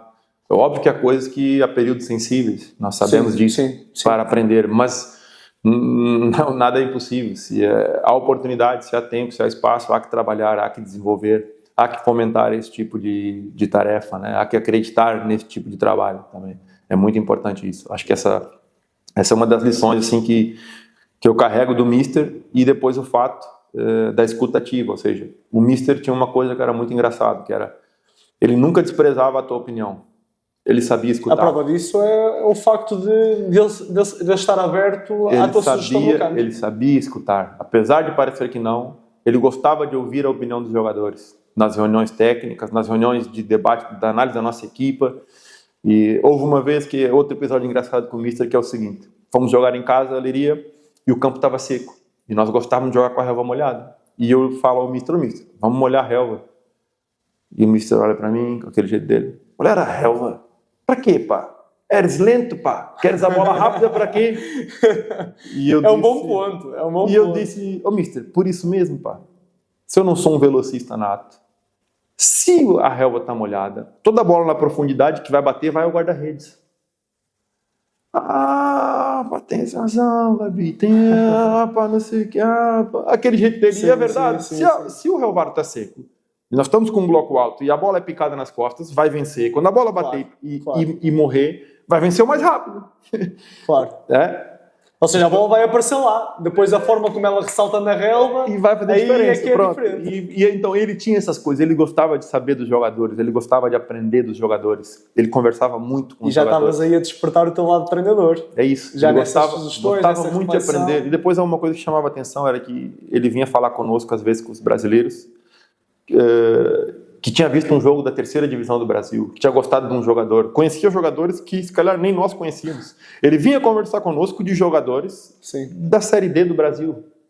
Né? E depois ele veio próprio revelar isso aí, que ele assistia muito do futebol brasileiro, mas isso já na altura ele o fazia. Portanto, é alguém que para mim é muito especial. Se por acaso ele estiver nos ouvir, eu quero era muito bom. Eu quero deixar um grande abraço ao Mister, porque foi alguém que marcou minha vida, né? Marcou minha vida profissional, de trabalhar com ele. Foi uma antes e passou a ser uma depois. E muitas das coisas que eu carrego hoje na minha vida enquanto analista, enquanto treinador, e nesse caso, nomeadamente agora, nos últimos anos, tenho atuado como analista também de jogo, trago do período do Mister. que foi um dos primeiros já na altura a utilizar a análise do adversário, a análise da nossa equipe, coisa que não se fazia muitas das vezes na Primeira Liga, nem a análise do adversário fazia, é um tempo longínquo. E muitas das coisas dessa abordagem trago daquilo que aprendi com ele. E também depois do treinador russo, que é um grande treinador que eu convivi, que usava muito, aí já é uma parte mais estratégica, que é a visão de guerra. Onde é que apanhaste esse treinador? Já no Rubim Casais, depois. Okay. Foram as duas referências a nível de análise que eu peguei, o russo em si, o povo russo com a visão da guerra, com a visão da coisa. Então o jogo era todo estudado ao pormenor, os adversários, a estratégia. Quando temos que analisar um campeonato, um clube, temos também olhar para esse lado cultural, da cidade, do país, dos conflitos desse país. Perfeito. Eu acredito que na altura também já havia ali alguns conflitos também, alguns atritos, correto? De que forma é que sentiste que isso impactou também na metodologia que vivenciaste lá, a nível de treino, na personalidade também dos próprios jogadores russos? E depois também uma coisa que eu tenho uma pergunta a fazer, te colocaste lá na tese que havia 3 tradutores nesse clube. Pá, como é que vocês se entendiam? 3 tradutores, eu acredito que uma palestra de 10 minutos do nada virava uma palestra de meia hora. Os russos chamam teoria, né? Teoria, a palestra pré-jogo, a palestra do adversário, e nós tínhamos muitas teorias em si durante a semana, era muito dividida. Mesmo eles gostavam muito de mostrar do adversário, da nossa própria equipe, e havia o tradutor para os latinos, nomeadamente havia o Fábio Felício, estava comigo também, havia um português, havia brasileiro, ficava um tradutor e um argentino para os latinos, que falava espanhol, equatoriano, havia um tradutor que falava inglês para um pessoal da Noruega. Ao mesmo tempo? Tudo ao mesmo tempo, em grupinhos pequenos, sentavam-se perto. Sentavam-se próximos, ou seja, nós estávamos no auditório e eles iam falando, reuniam perto e eles estavam falando. O treinador falava, já sabia o time, o tradutor com um pouco mais de pausa, e eles iam traduzindo em simultâneo, então a gente ouvia tudo. E havia um outro que falava em francês para a Malta, que era da Tunísia, que falava os idiomas das colônias francesas. Era mesmo rico. Chegamos a ter uma altura um colega coreano. Era um ambiente muito rico e foi muito giro para viver aquilo. No Rubim, na altura, um grande clube, né? E estava a investir para ser campeão. Eu participo do primeiro título, inclusive, depois saio. Não chego a jogar Champions. O clube depois jogou a Champions, inclusive venceu o Barcelona. Jogaste Liga Europa? Joguei a Liga Europa pelo Rubim e pelo Leiria também. Mas foi um contexto muito rico, ou seja, a forma com que eles veem o treino, talvez diferente um pouco daquilo que era a nossa na altura, né, com a questão de mais especificidade. Lá via-se o treino mais dividido, na parte mais física, da parte técnico-tática, havia muito essa divisão. Uma fragmentação maior. E o fato de, na minha formação, ter vivido isso também, me deu bagagem para chegar lá e não se assustar e fazer e superar essa adaptação, ou seja, e compreender.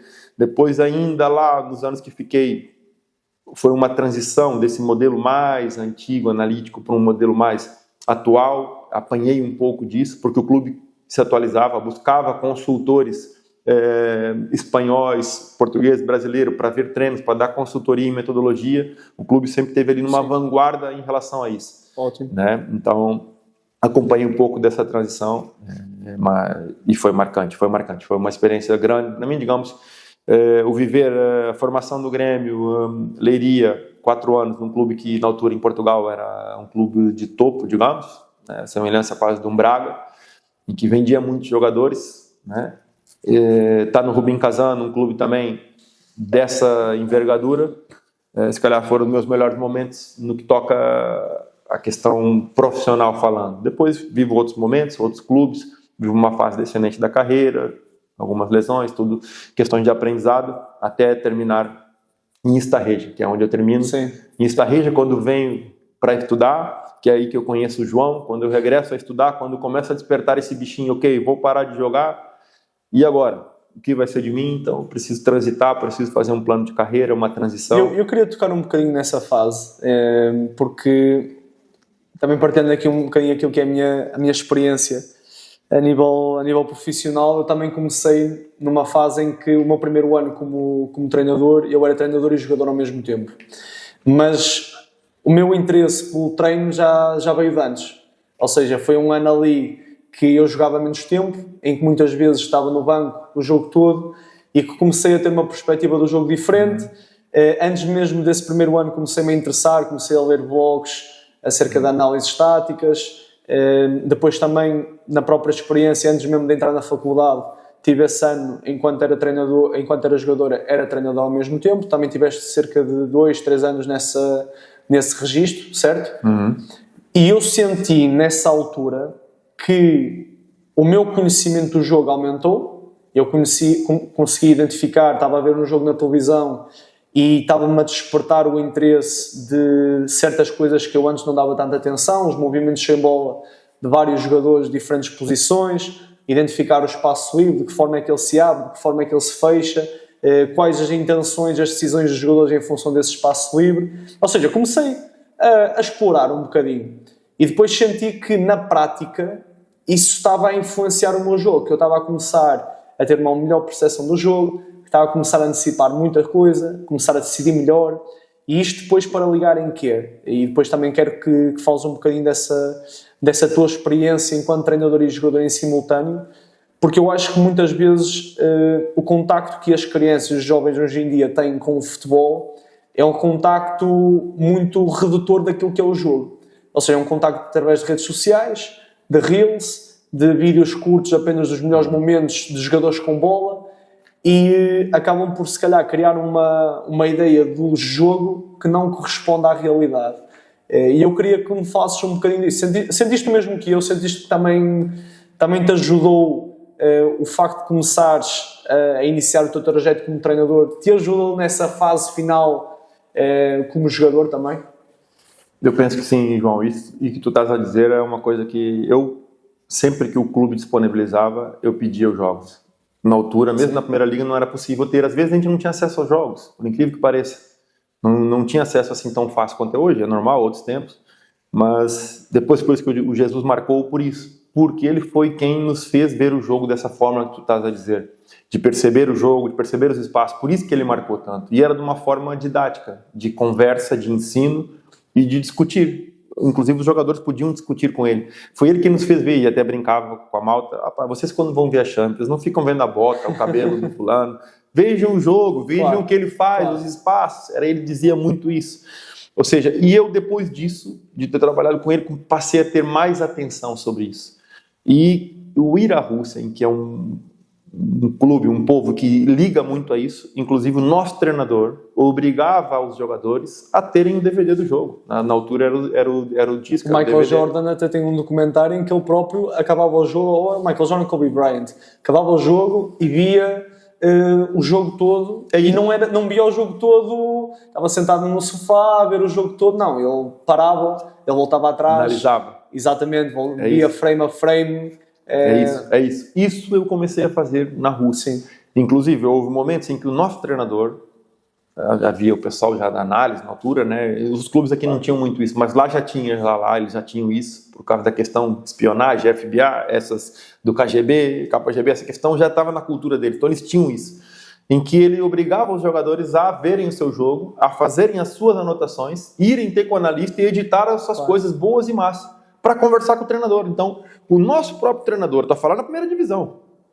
obrigava os jogadores a verem o seu jogo e fazerem as suas anotações. Muitas vezes há jovens que têm acesso aos jogos, aos vídeos de jogos, mas a principal preocupação deles não é analisar aquilo que foi o seu rendimento, aquilo que necessita de melhorar, mas deixa-me fazer aqui estes cortezinhos para colocar no Instagram, os meus melhores momentos.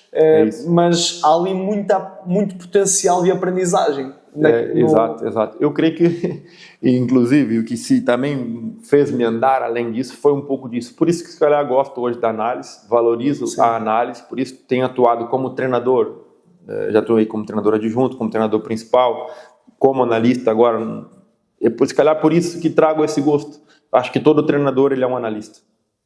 Primeiro ponto. Se calhar todo jogador também é um analista. Todo jogador também deveria de ser. Exato. Deveria de ser. Quanto mais ele perceber de si, do seu jogo, e da equipa, e dos colegas, e das relações, e das conexões, e de como aquele colega gosta de jogar, de receber, essas coisas deveriam estar mais vivas, mais presentes. Se calhar até a gente comenta hoje que há pouco diálogo entre os jogadores, eles falam pouco sobre o jogo, inclusive para dizer: olha, eu gosto de receber a bola assim. Ou quando você pegar a bola, eu vou fazer um movimento no espaço. Pode colocar na frente que eu vou correr. Sim. Ou quando você pegar a bola, eu vou vir em apoio, eu quero a bola no pé. Ou o meu movimento é sempre o contrário. Se eu vier para ti, eu quero no fundo. E vice-versa, essas coisas que acontecem. E que no caso do Ronaldinho, era mestre a fazer isso, juro. Era muito simples, inclusive lembrar-me aqui de ver o Barça jogar, em que ele tinha as combinações com o Juli, que era ele e o Juli, que era velocidade. Era muito simples. O movimento que tu fizer primeiro é o contrário que vai acontecer. Ou seja, se tu quer no pé, ameaça fundo e vem no pé. Se tu quer no fundo, ameaça pé e vai pro fundo que eu vou meter. Só corre. Corre que a bola vai chegar lá. Ela vai chegar. E muitas das coisas, eu creio que ele jogava assim, fazia assim, né? Mas pronto, esse tipo de coisa, se calhar hoje perdeu-se um bocado. Né? Essa ligação, essa conexão realmente com o colega que está ali, né? Olha, Gabriel, estamos a chegar ao final. A conversa já vai longa, mas eu nem dei pelo tempo passar. E eu queria agora, depois da tua passagem, enquanto jogador, em que terminou em Portugal, tiveste também a tua passagem enquanto treinador, em contexto de Liga 3, de São João de Ver, no próprio Estarreja, tiveste agora recentemente a tua experiência também no Vietnã, onde vivenciaste uma cultura diferente. Mas eu queria agora pegar num ponto que, apesar de os teus filhos nunca jogaram futebol, ou jogaram futebol de uma forma mais lúdica, correto? Jogaram de forma mais lúdica, jogam, sim. mas não chegaram a jogar em equipas grandes, assim, de despontar a possibilidade de repente, tornar-se um sênior profissional, digamos. Sim, e eu queria que tu pegasses na tua experiência enquanto pai, na tua sensibilidade enquanto pai, também naquilo que foi a tua experiência enquanto filho e aquilo que os teus pais, aquilo que foi a postura dos teus pais e aquilo que também essa postura também te ajudou, e de que forma é que tu olhas para aquilo que deve ser o comportamento de um pai, a forma como deve acompanhar o filho no seu trajeto de formação, sendo que o filho tem o sonho de ser jogador de futebol, porque algumas coisas que eu vejo é que acima de tudo tem que ser o miúdo a querer, miúdo ou a miúda, tem que ser o atleta a querer, tem que ser o atleta a sonhar e o pai ser um suporte, e não haver aqui o lado contrário, de ser o pai a querer o sonho e o filho a acompanhar, a vir de arrasto. E eu queria que faças um bocadinho isso, de que forma é que os teus pais te ajudaram também, e de que forma é que tu também vês certos comportamentos, ou seja, fizesses certos comportamentos de alguns pais que muitas vezes não são tão corretos, não são tão saudáveis, seja na bancada, seja na interação com os atletas. Essa é uma excelente questão, né, João? Para fecharmos aqui a nossa tive conversa. A felicidade, né, de ter pais que me deram um incentivo, apoio, né, e que de certa forma até investiram financeiramente, digamos, porque permitiam os deslocamentos, o material, toda essa questão, né. Mas também tive pais que foram equilibrados e até por vezes nem muito presentes, eu diria. Eu até gostaria até que meus pais fossem um pouco mais presentes, mas também tinham seus afazeres, não conseguiram ser tão presentes. Mas de fato é que o que mais marcou dos meus pais foi o incentivo e foi o possibilitar a mim ir atrás de um sonho que era meu, né? Porque não era do meu pai. Meu pai não tinha o sonho de jogar, nem minha mãe. E isso é muito importante. Meus pais não transferiram o sonho. Nem sentiste pressão? Não senti nenhuma pressão. Não senti nenhuma pressão. Isso é uma coisa muito importante. Em compensação, enquanto jogava, eu via meus colegas em que os pais tinham muita pressão sobre eles e eu notava intranquilidade nos colegas. Sim. E que isso nunca era positivo. Dos pais que davam demasiado pressionantes, demasiados em cima, não davam espaço nem para o menino fazer as coisas, ou errar, ou viver as coisas, atrapalharam. Eu tenho certeza que muitos jogadores se perderam por isso. Isso eu tenho total convicção que muitos jogadores se perderam pela pressão dos pais. Porque não deixaram o filho querer o sonho. Ou até respeitar se o filho não quer. Pode ter até um grande talento para jogar futebol, mas se o filho não quer... A fonte da motivação tem que ser algo intrínseco. Tem que ser intrínseco. Ponto final. Atleta. Depois, o pai precisa ter equilíbrio para dar o apoio na justa medida e dar espaço para que o filho experimente as oportunidades, as frustrações, os erros, deixar o filho viver. Eu digo, meus pais, não sendo muito presentes, me deram muita coisa.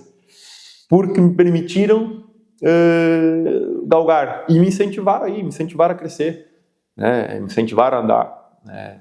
Então, eu acho que essa é uma questão importante. Eles deram-te as ferramentas, mas depois deixaram de fazer o teu próprio caminho. Exato. Possibilitaram, na medida do possível, as condições para que eu fosse, para que eu andasse, nomeadamente, como eu falei, o primeiro ano de formação, os custos dos deslocamentos ainda não eram participados, há um investimento, há o patrocínio, não é o patrocínio, é o patrocínio, há o patrocínio, é verdade, quem organiza muitas vezes o início da formação são os familiares que dão esse suporte financeiro, né? E muitas vezes sacrificam-se para que os próprios filhos possam... A nível de tempo também? A nível do tempo, perfeito. E eu acho que a questão aqui é o equilíbrio. Os pais precisam ter equilíbrio e saber deixar as coisas acontecer. E quando tem que ser presente, quando tem que proteger, sim, intervir. Mas não o contrário, não por excesso. Porque eu acho que é o caminho para matar o futuro de um jovem jogador que tem ambição. Eu acho que o menino tem que se sentir à vontade, precisa se sentir feliz e sentir que aquilo também traz algo de bom para a relação familiar, né? Não um tropeço em relação à própria família ou que venha trazer confusão e problemas, né? E enquanto treinador eu tento ter essa sensibilidade, ou seja, muitas das vezes pensei, poxa, já treinei na formação, treinei durante 2 anos no Sub-18 do Beira-Mar e durante praticamente quase uma época o Sub-19. Ou seja, estou a lidar ali com jogadores que têm quase a minha idade, a idade dos meus filhos, perdão. Ou seja, e ali a gente consegue perceber muita coisa e tenta ter alguma sensibilidade, né? Tenta perceber sabendo que obviamente não vai agradar a todos e isso é muito difícil. E essa é uma questão importante, né? Os pais saberem que o seu filho vai experimentar não jogar, vai experimentar a disciplina, vai experimentar isso. Exatamente, vai experimentar muitas das vezes a reprimenda, e isso é importante. Eu próprio o vivi, eu próprio não joguei, eu próprio era capitão, deixei de o ser, e às vezes a gente tem jogadores que na formação nunca experimentaram ser suplente. A mim tinha acontecido isso em algum momento, e eu disse, não, mas por quê? Por que tu não pode ser suplente?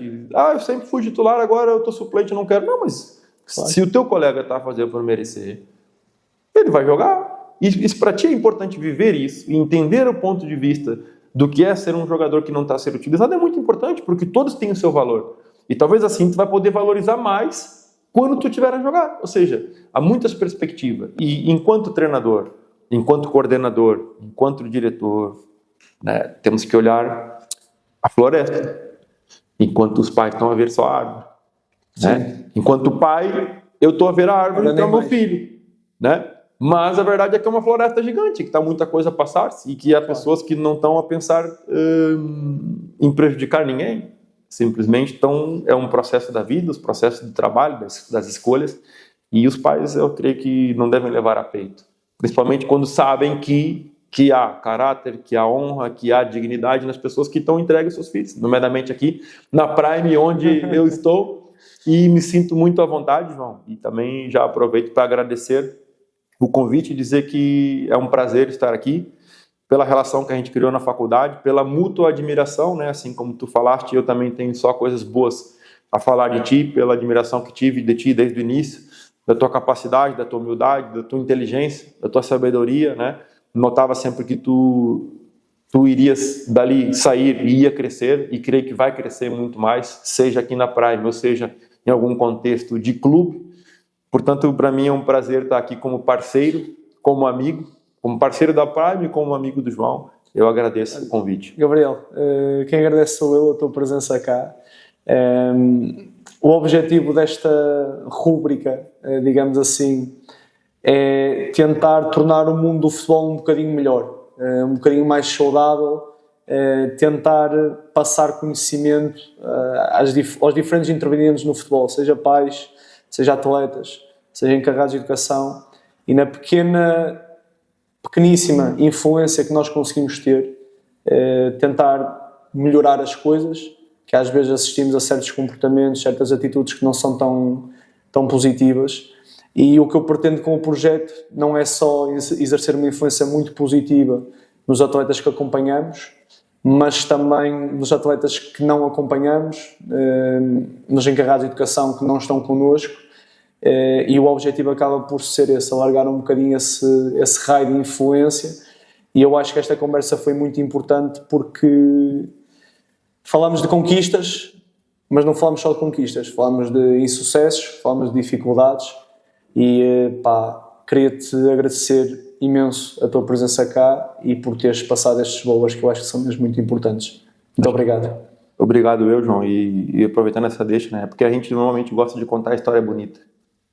E isso é uma questão até do nosso tempo, da influência da rede social, mas ninguém conta as dificuldades, as derrotas, e elas são tão importantes, né? E quem vive essas coisas tem uma bagagem grande para poder ensinar, né? No caso, como treinadores, como os pais, né? Como educadores, a gente vivenciar e saber que cada experiência da nossa vida, os contextos, não só os maiores, mas os menores, eu me sinto privilegiado por isso, porque pude jogar em primeira liga, mas joguei também na distrital, né? Conquistei coisas grandiosas e também tive momentos muito difíceis. Ou seja, então isso me dá um leque, me dá uma bagagem muito grande para desempenhar minha função enquanto treinador, enquanto educador, me dá legitimidade e autoridade para falar com o jogador quando ele está triste porque não está a jogar, quando ele está triste porque falhou, ou quando ele está com um problema pessoal, com a família, com os pais, com a namorada, etc. Ou seja, nós temos daí autoridade porque vivenciamos isso tudo. Portanto, isso acho que é muito importante e eu estou muito feliz de estar aqui e agradeço mais uma vez.